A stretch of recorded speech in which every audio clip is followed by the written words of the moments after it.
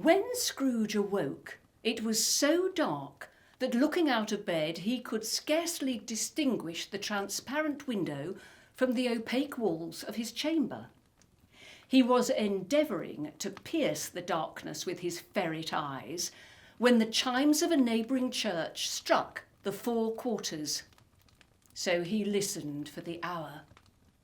To his great astonishment, the heavy bell went on from 6 to 7, and from 7 to 8, and regularly up to 12, then stopped. 12? It was past 2 when he went to bed. The clock was wrong. An icicle must have got into the works. 12. He touched the spring of his repeater to correct this most preposterous clock. Its rapid little pulse beat 12 and stopped. "Why, 'tisn't possible," said Scrooge, "that I can have slept through a whole day and far into another night. It isn't possible that anything has happened to the sun, and this is 12 at noon." The idea being an alarming one, he scrambled out of bed and groped his way to the window. He was obliged to rub the frost off with the sleeve of his dressing gown before he could see anything, and could see very little then. All he could make out was that it was still very foggy and extremely cold, and that there was no noise of people running to and fro and making a great stir, as there unquestionably would have been if night had beaten off bright day and taken possession of the world. This was a great relief, because 3 days after sight of this first of exchange, pay to Mr. Ebenezer Scrooge or his order, and so forth, would have become a mere United States security if there were no days to count by. Scrooge went to bed again and thought, and thought, and thought it over and over and over, and could make nothing of it. The more he thought, the more perplexed he was, and the more he endeavoured not to think, the more he thought. Marley's ghost bothered him exceedingly. Every time he resolved within himself, after mature inquiry, that it was all a dream, his mind flew back again, like a strong spring released to its first position, and presented the same problem to be worked all through. Was it a dream or not? Scrooge lay in this state until the chime had gone 3 quarters more, when he remembered on a sudden that the ghost had warned him of a visitation when the bell tolled 1.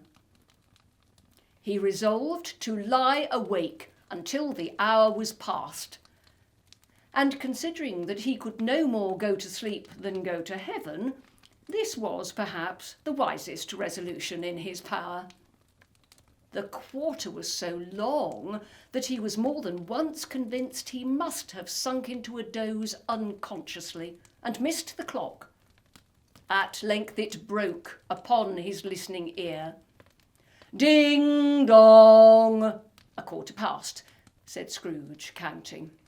"Ding dong!" "Half past," said Scrooge. "Ding dong!" "A quarter to it," said Scrooge. Ding dong, the hour itself, said Scrooge triumphantly, and nothing else.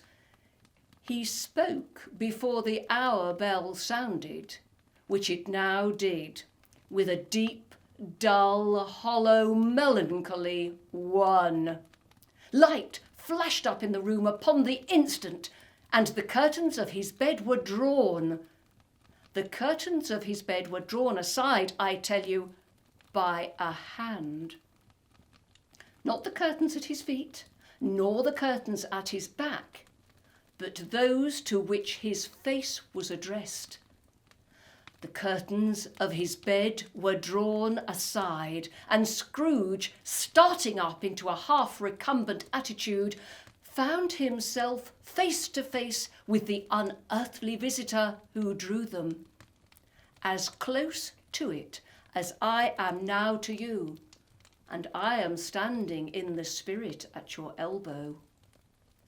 It was a strange figure, like a child, yet not so like a child as like an old man, viewed through some supernatural medium, which gave him the appearance of having receded from the view and being diminished to a child's proportions. Its hair, which hung about its neck and down its back, was white as if with age, and yet the face had not a wrinkle in it, and the tenderest bloom was on the skin. The arms were very long and muscular, the hands the same, as if its hold were of uncommon strength. Its legs and feet, most delicately formed, were, like those upper members, bare. It wore a tunic of the purest white, and round its waist was bound a lustrous belt, the sheen of which was beautiful. It held a branch of fresh green holly in its hand, and in singular contradiction of that wintry emblem, had its dress trimmed with summer flowers. But the strangest thing about it was that from the crown of its head there sprung a bright, clear jet of light, by which all this was visible, and which was doubtless the occasion of its using, in its duller moments, a great extinguisher for a cap, which it now held under its arm. Even this, though, when Scrooge looked at it with increasing steadiness, was not its strangest quality, for as its belt sparkled and glittered, now in one part and now in another, and what was light one instant, at another time was dark, so the figure itself fluctuated in its distinctness, being now a thing with one arm, now with one leg, now with 20 legs, now a pair of legs without a head, now a head without a body, of which dissolving parts no outline would be visible in the dense gloom wherein they melted away. And in the very wonder of this, it would be itself again, distinct and clear as ever. "Are you the spirit, sir, whose coming was foretold to me?" asked Scrooge. "I am." The voice was soft and gentle, singularly low, as if instead of being so close beside him, it were at a distance. "Who and what are you?" Scrooge demanded. "I am the ghost of Christmas past." "Long past?" inquired Scrooge, observant of its dwarfish stature. "No, your past." Perhaps Scrooge could not have told anybody why, if anybody could have asked him, but he had a special desire to see the spirit in his cap, and begged him to be covered. "What?" exclaimed the ghost. "Would you so soon put out with worldly hands the light I give? Is it not enough that you are one of those whose passions made this cap, and force me through whole trains of years to wear it low upon my brow. Scrooge reverently disclaimed all intention to offend, or any knowledge of having wilfully bonneted the spirit at any period of his life. He then made bold to inquire what business brought him there. "Your welfare," said the ghost. Scrooge expressed himself much obliged, but could not help thinking that a night of unbroken rest would have been more conducive to that end. The spirit must have heard him thinking, for it said immediately, "Your reclamation, then. Take heed." It put out its strong hand as it spoke, and clasped him gently by the arm. "Rise and walk with me." It would have been in vain for Scrooge to plead that the weather and the hour were not adapted to pedestrian purposes, that bed was warm and the thermometer a long way below freezing, that he was clad but lightly in his slippers, dressing gown and nightcap, and that he had a cold upon him at that time. The grasp, though gentle as a woman's hand, was not to be resisted. He rose, but finding that the spirit made towards the window, clasped his robe in supplication. "I am mortal," Scrooge remonstrated, "and liable to fall." "Bear but a touch of my hand there," said the spirit, laying it upon his heart, "and you shall be upheld in more than this." As the words were spoken, they passed through the wall and stood upon an open country road with fields on either hand. The city had entirely vanished. Not a vestige of it was to be seen. The darkness and the mist had vanished with it, for it was a clear, cold winter day with snow upon the ground. "Good heavens," said Scrooge, clasping his hands together as he looked about him. "I was bred in this place. I was a boy here." The spirit gazed upon him mildly. Its gentle touch, though it had been light and instantaneous, appeared still present to the old man's sense of feeling.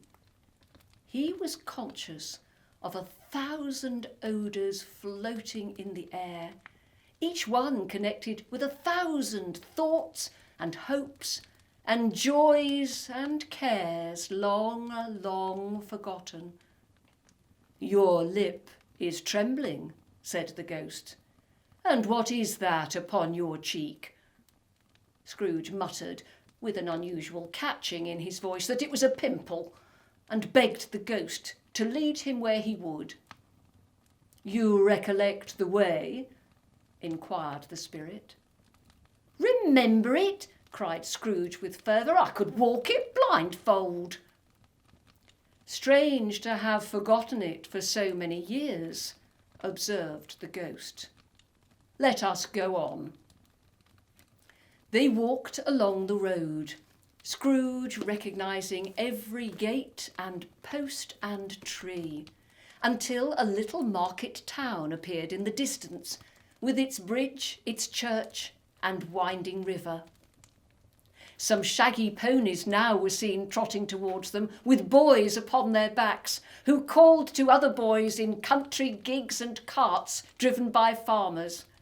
All these boys were in great spirits and shouted to each other until the broad fields were so full of merry music that the crisp air laughed to hear it. "These are but shadows of the things that have been," said the ghost. "They have no consciousness of us." The jocund travellers came on, and as they came, Scrooge knew and named every one. Why was he rejoiced beyond all bounds to see them? Why did his cold eye glisten and his heart leap up as they went past? Why was he filled with gladness when he heard them give each other "Merry Christmas" as they parted at crossroads and byways for their several homes. What was Merry Christmas to Scrooge? Out upon Merry Christmas! What good had it ever done to him? The school is not quite deserted, said the ghost. A solitary child, neglected by his friends, is left there still. Scrooge said he knew it, and he sobbed.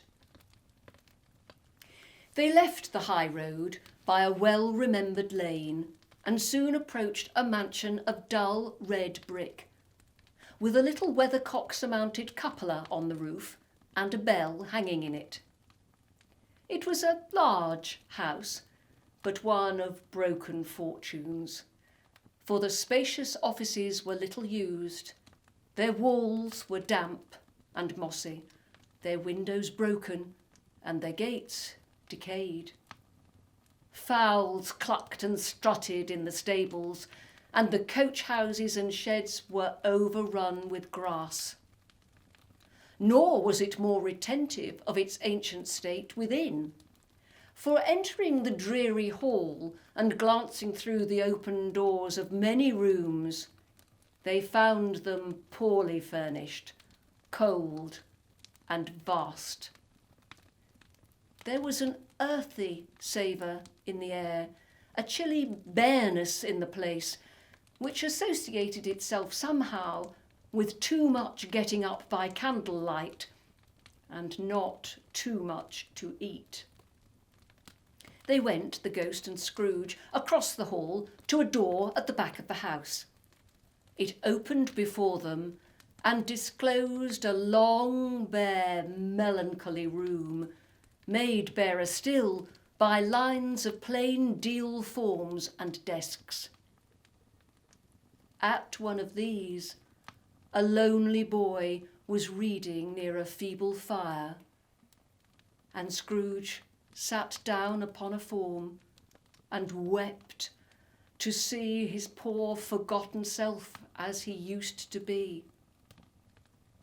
Not a latent echo in the house, not a squeak and scuffle from the mice behind the panelling, not a drip from the half-thawed waterspout in the dull yard behind, not a sigh among the leafless boughs of one despondent poplar, not the idle swinging of an empty storehouse door, no, not a clicking in the fire, but fell upon the heart of Scrooge with a softening influence and gave a freer passage to his tears. The spirit touched him on the arm and pointed to his younger self, intent upon his reading. Suddenly, a man in foreign garments, wonderfully real and distinct to look at, stood outside the window with an axe stuck in his belt and leading by the bridle an ass laden with wood. "Why, Sally Barber!" Scrooge exclaimed in ecstasy. "It's dear old honest Sally Barber. Yes, I know. One Christmas time when yonder solitary child was left here all alone, he did come for the first time, just like that. Poor boy. And Valentine," said Scrooge, "and his wild brother Orson. There they go. And what's his name, who was put down in his drawers asleep at the gate of Damascus. Don't you see him? And the Sultan's groom turned upside down by the genie. There he is upon his head. Serve him right. I'm glad of it. What business had he to be married to the princess?" To hear Scrooge expending all the earnestness of his nature on such subjects, in a most extraordinary voice between laughing and crying, and to see his heightened and excited face, would have been a surprise to his business friends in the city, indeed. "There's a parrot," cried Scrooge. "Green body and yellow tail, with a thing like a lettuce growing out of the top of his head. There he is. Poor Robinson Crusoe, he called him when he came home again after sailing round the island. Poor Robinson Crusoe. Where have you been, Robinson Crusoe?" The man thought he was dreaming, but he wasn't. It was the parrot, you know. There goes Friday, running for his life to the little creek. "Halloa! Hoop! Halloo!" Then, with a rapidity of transition very foreign to his usual character, he said, in pity for his former self, "Poor boy," and cried again.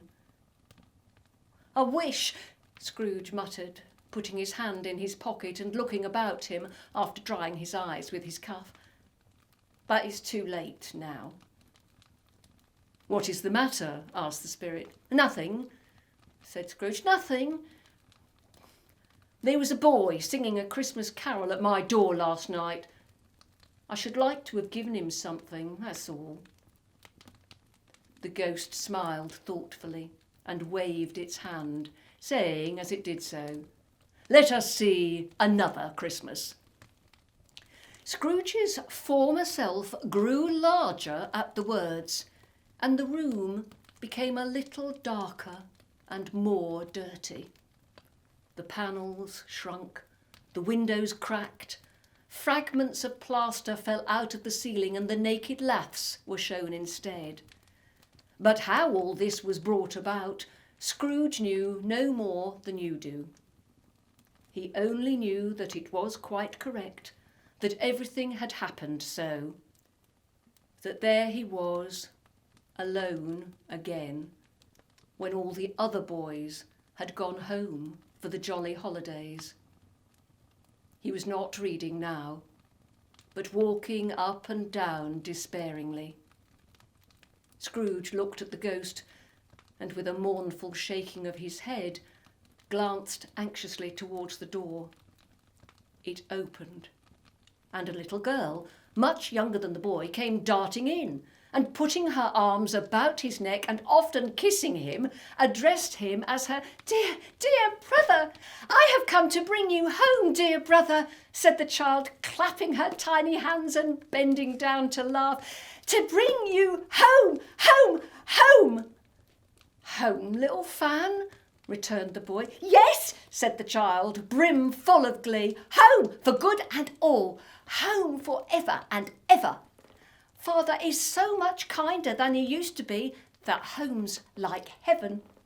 He spoke so gently to me one dear night when I was going to bed that I was not afraid to ask him once more if you might come home. And he said, yes, you should, and sent me in a coach to bring you.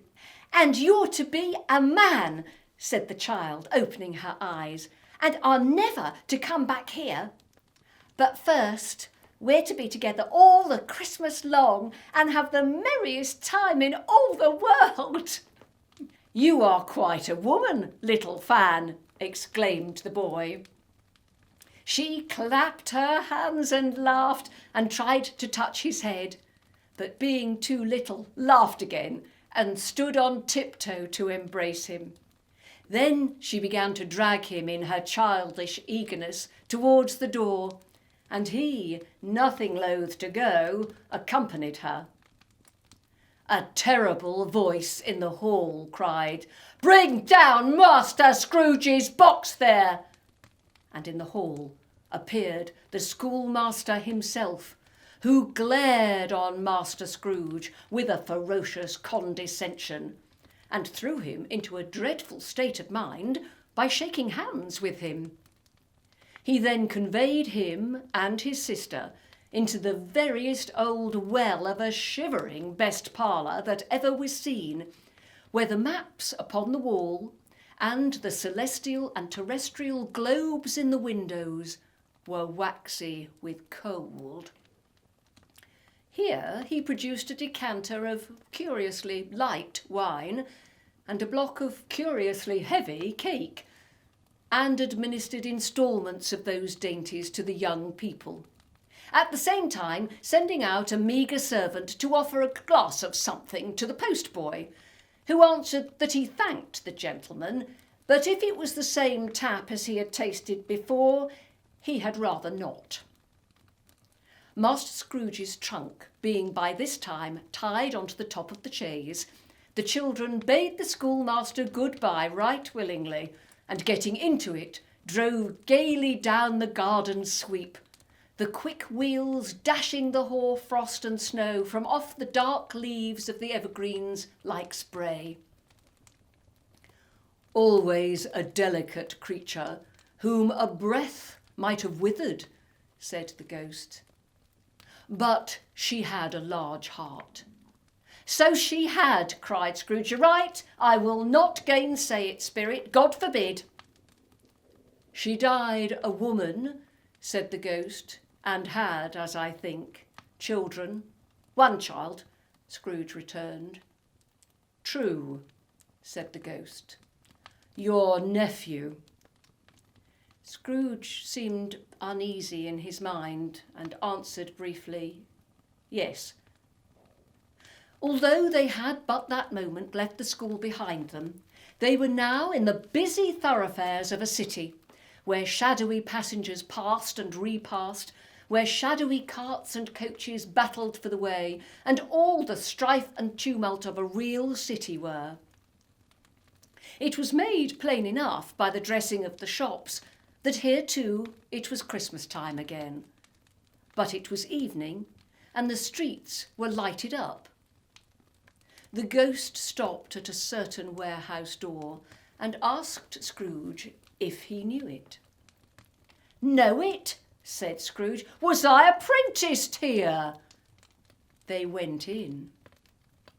At sight of an old gentleman in a Welsh wig, sitting behind such a high desk that if he had been 2 inches taller he must have knocked his head against the ceiling, Scrooge cried in great excitement, Why, it's old Fezziwig! Bless his heart! Is Fezziwig alive again? Old Fezziwig laid down his pen and looked up at the clock, which pointed to the hour of 7.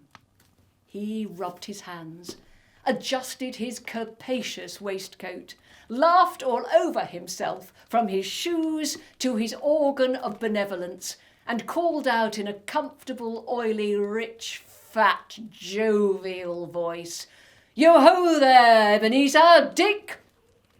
Scrooge's former self, now grown a young man, came briskly in, accompanied by his fellow prentice. Dick Wilkins, to be sure, said Scrooge to the ghost. Bless me, yes, there he is. He was very much attached to me, was Dick. Poor Dick. Dear, dear. Yo-ho, my boys, said Fezziwig. No more work tonight. Christmas Eve, Dick. Christmas, Ebenezer. Let's have the shutters up, cried old Fezziwig with a sharp clap of his hands, before a man can say Jack Robinson.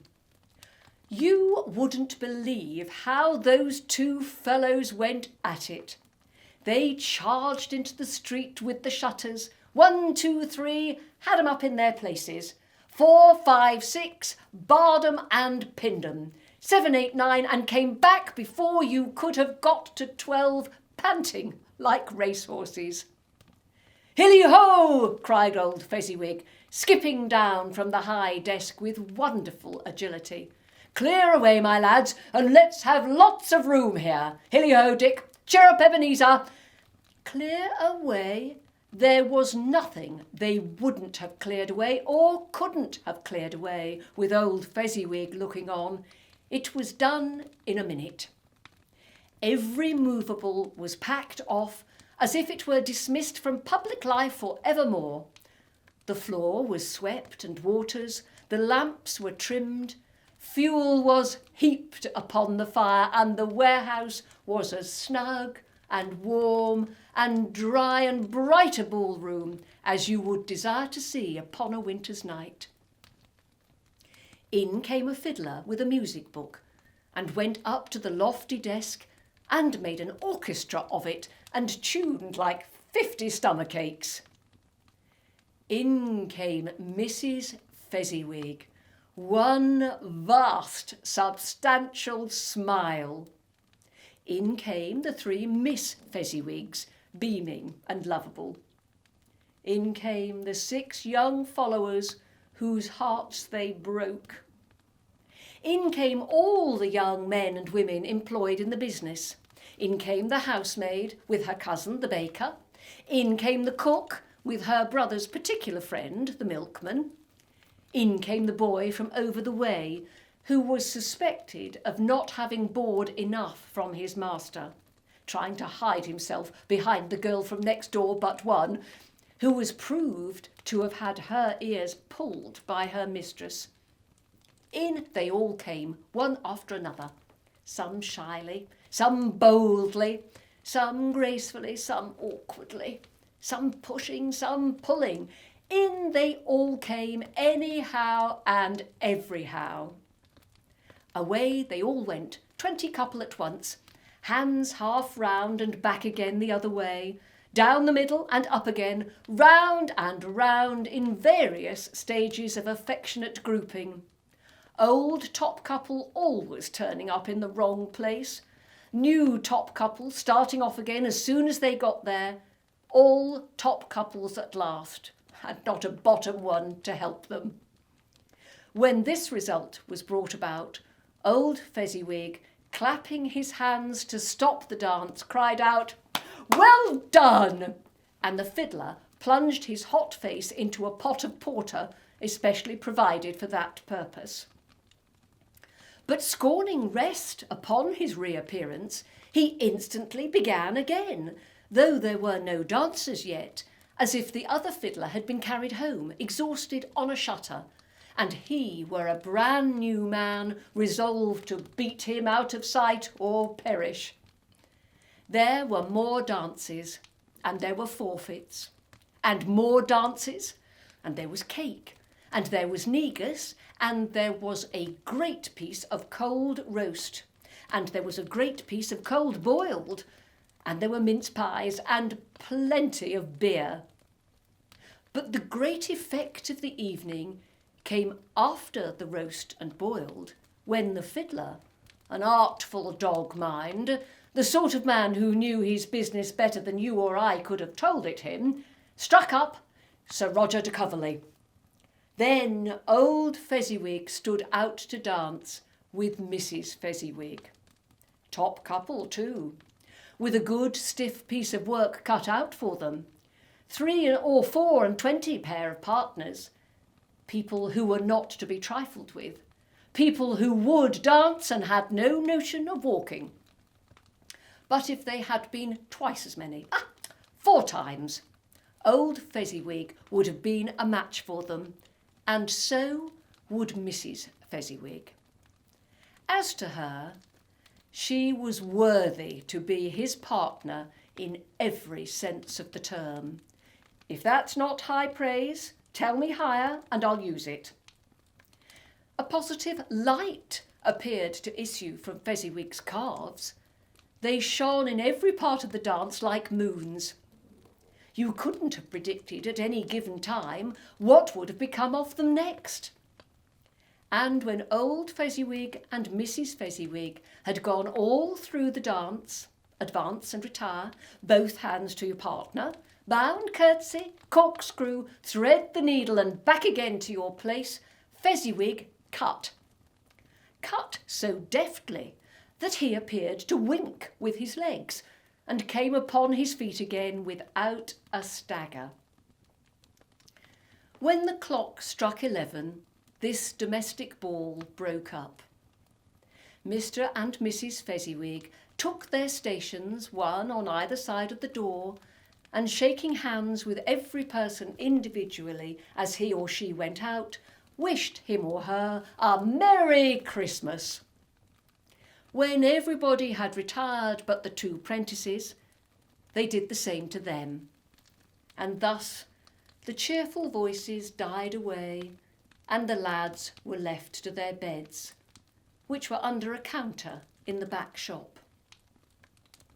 During the whole of this time, Scrooge had acted like a man out of his wits. His heart and soul were in the scene, and with his former self. He corroborated everything, remembered everything, enjoyed everything, and underwent the strangest agitation. It was not until now, when the bright faces of his former self and Dick were turned from them, that he remembered the ghost, and became conscious that it was looking full upon him, while the light upon its head burnt very clear. "A small matter," said the ghost, "to make these silly folks so full of gratitude." "Small?" echoed Scrooge. The spirit signed to him to listen to the two apprentices, who were pouring out their hearts in praise of Fezziwig, and when he had done so said, "Why, is it not? He has spent but a few pounds of your mortal money, 3 or 4 perhaps. Is that so much that he deserves this praise?" "It isn't that," said Scrooge, heated by the remark, and speaking unconsciously like his former, not his latter, self. "It isn't that, Spirit. He has the power to render us happy or unhappy, to make our service light or burdensome, a pleasure or a toil. Say that his power lies in words and looks, in things so slight and insignificant that it is impossible to add and count 'em up. What then? The happiness he gives is quite as great as if it cost a fortune." He felt the spirit's glance and stopped. "What is the matter?" asked the ghost. "Nothing particular," said Scrooge. "Something, I think," the ghost insisted. "No," said Scrooge, "no.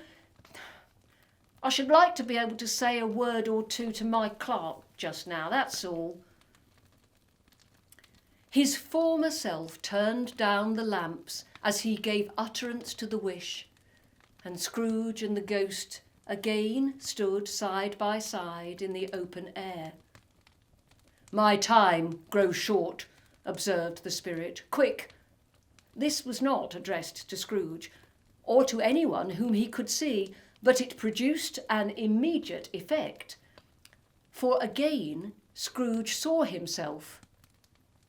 He was older now, a man in the prime of life. His face had not the harsh and rigid lines of later years, but it had begun to wear the signs of care and avarice. There was an eager, greedy, restless motion in the eye, which showed the passion that had taken root, and where the shadow of the growing tree would fall. He was not alone, but sat by the side of a fair young girl in a mourning dress, in whose eyes there were tears, which sparkled in the light that shone out of the ghost of Christmas past.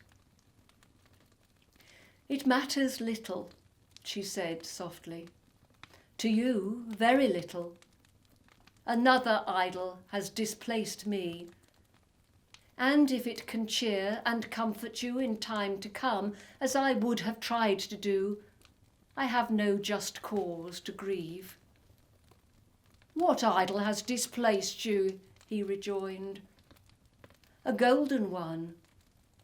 "This is the even-handed dealing of the world," he said. "There is nothing on which it is so hard as poverty, and there is nothing it professes to condemn with such severity as the pursuit of wealth." "You fear the world too much," she answered gently. "All your other hopes have merged into the hope of being beyond the chance of its sordid reproach. I have seen your nobler aspirations fall off, one by one, until the master passion, gain, engrosses you. Have I not?" "What then?" he retorted. "Even if I have grown so much wiser, what then? I am not changed towards you." She shook her head. "Am I?" "Our contract is an old one. It was made when we were both poor and content to be so, until in good season we could improve our worldly fortune by our patient industry. You are changed. When it was made, you were another man, I was a boy, he said impatiently. Your own feeling tells you that you were not what you are, she returned. I am. That which promised happiness when we were one in heart is fraught with misery now that we are two. How often and how keenly I have thought of this, I will not say. It is enough that I have thought of it and can release you. Have I ever sought release? In words, no, never. In what then? In a changed nature, in an altered spirit, in another atmosphere of life, another hope as its great end, in everything that made my love of any worth or value in your sight. If this had never been between us, said the girl, looking mildly but with steadiness upon him, tell me, would you seek me out and try to win me now? Ah, no. He seemed to yield to the justice of this supposition in spite of himself. But he said with a struggle, you think not? I would gladly think otherwise if I could, she answered. Heaven knows. When I have learned a truth like this, I know how strong and irresistible it must be. But if you were free today, tomorrow, yesterday, can even I believe that you would choose a dowerless girl? You who, in your very confidence with her, weigh everything by gain. Or, choosing her, if for a moment you were false enough to your one guiding principle to do so, do I not know that your repentance and regret would surely follow? I do. And I release you, with a full heart, for the love of him you once were. He was about to speak, but with her head turned from him, she resumed. You may. The memory of what is past half makes me hope you will have pain in this. A very, very brief time, and you will dismiss the recollection of it gladly as an unprofitable dream, from which it happened well that you awoke.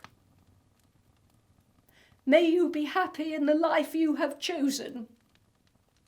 She left him, and they parted.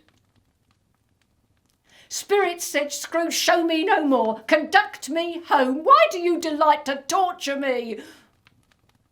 One shadow more, exclaimed the ghost. No more, cried Scrooge. No more. I don't wish to see it. Show me no more.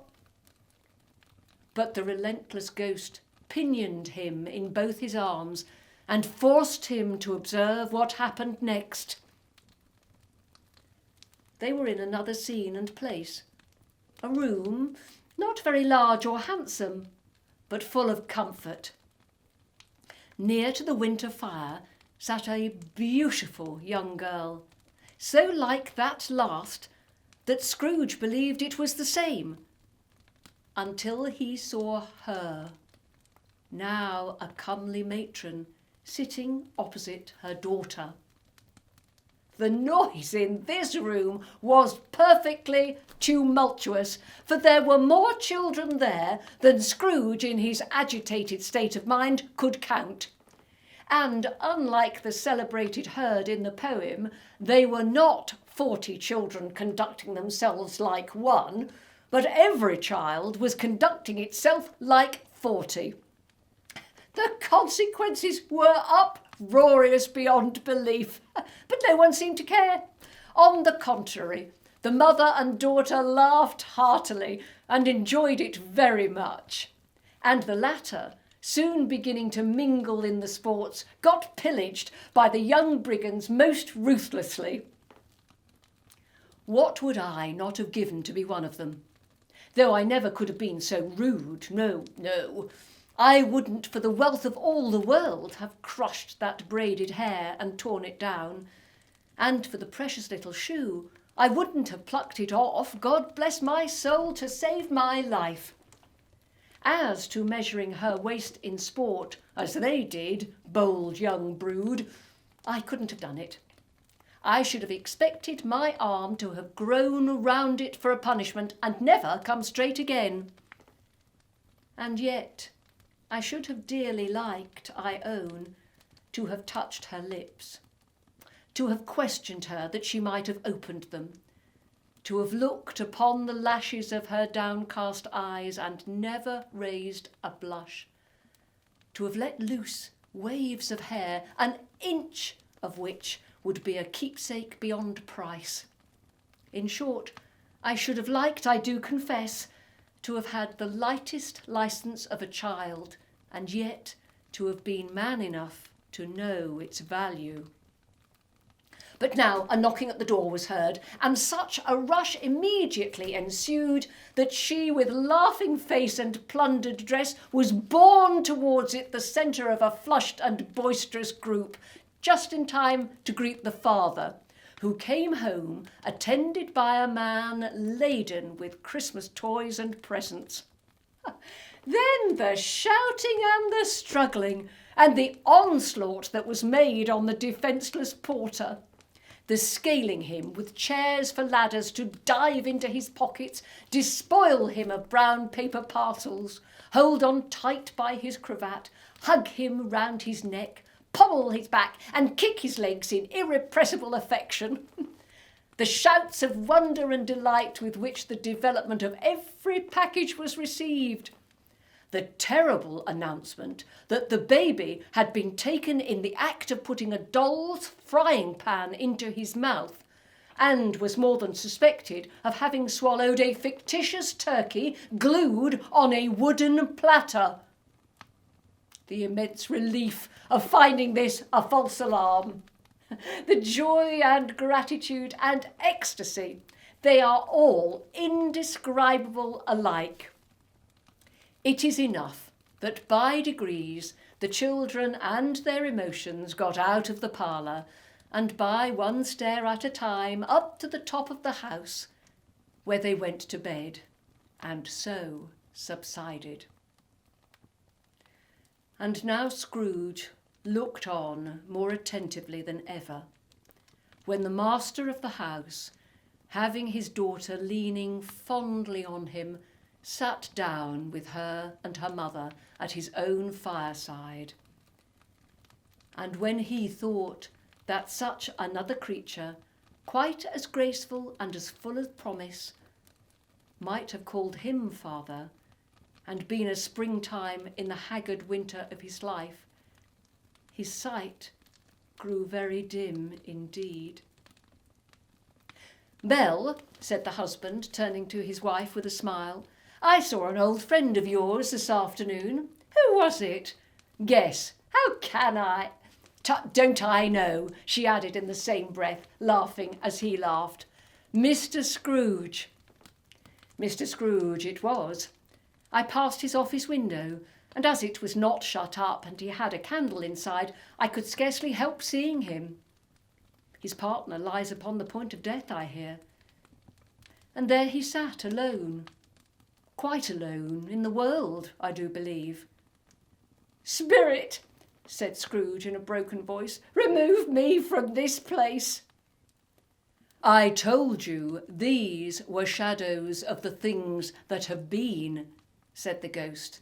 "That they are what they are, do not blame me." "Remove me!" Scrooge exclaimed. "I cannot bear it." He turned upon the ghost, and seeing that it looked upon him with a face in which in some strange way there were fragments of all the faces it had shown him, wrestled with it. "Leave me! Take me back! Haunt me no longer!"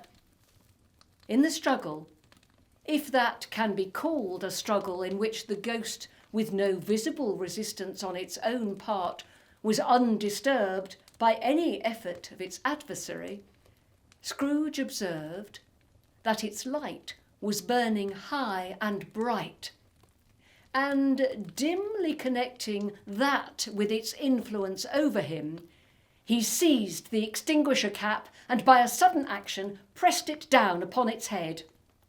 The spirit dropped beneath it, so that the extinguisher covered its whole form. But though Scrooge pressed it down with all his force, he could not hide the light, which streamed from under it in an unbroken flood upon the ground. He was conscious of being exhausted and overcome by an irresistible drowsiness, and further, of being in his own bedroom. He gave the cap a parting squeeze in which his hand relaxed, and had barely time to reel to bed before he sank into a heavy sleep.